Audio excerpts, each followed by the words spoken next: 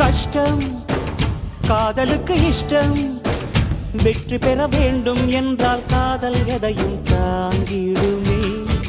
முட்டும் கதவுகளை தட்டும், சறுக்கு விழும் பாதை எல்லாம் வெற்றி படியாய் மாற்றிடுமே.